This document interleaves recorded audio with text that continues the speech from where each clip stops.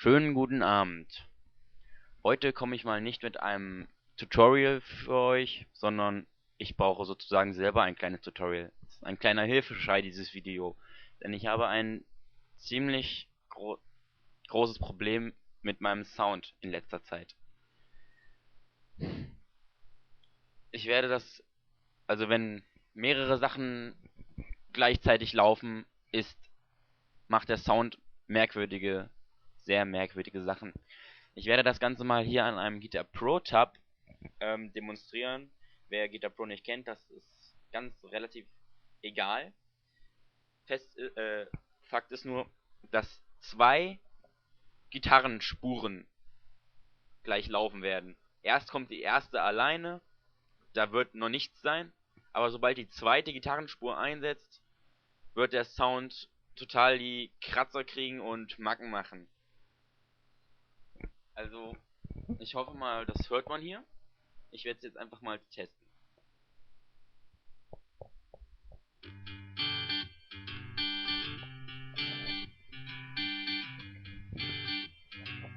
Man hört halt noch nichts, ist halt noch normal. Aber jetzt geht's den Bach runter.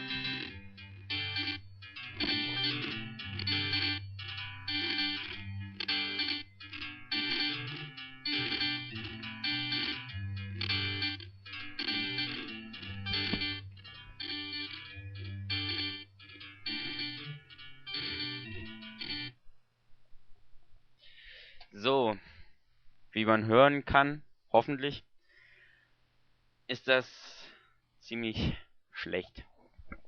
Ich habe auch keine Ahnung, was dieses Problem hervorruft, da ich momentan nur Guitar Pro am Laufen habe und eigentlich einen Arbeitsspeicher von 2 Gigabyte habe. Also frage ich mich, wieso zum Teufel das bei nur Guitar Pro solche Macken macht.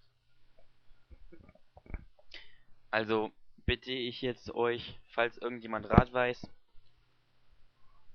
Kommentar oder Nachricht, schreibt mir die Lösung, weil ich bin echt am Verzweifeln. Als Musiker mit Soundproblemen ist die Hölle.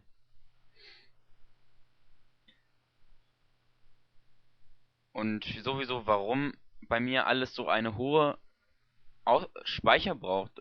Mir hat jemand mal gesagt, dass bei ihm alle Sachen viel weniger benutzen als bei mir. Ich verstehe es nicht. Also, wenn jemand was weiß, der sollte mir das dann bitte sagen. Weil, wenn ich zum Beispiel irgendwas installiere, ist Musik hören unmöglich nebenbei. Naja, ich hoffe, irgendjemand weiß Rat. Danke im Voraus und tschüss.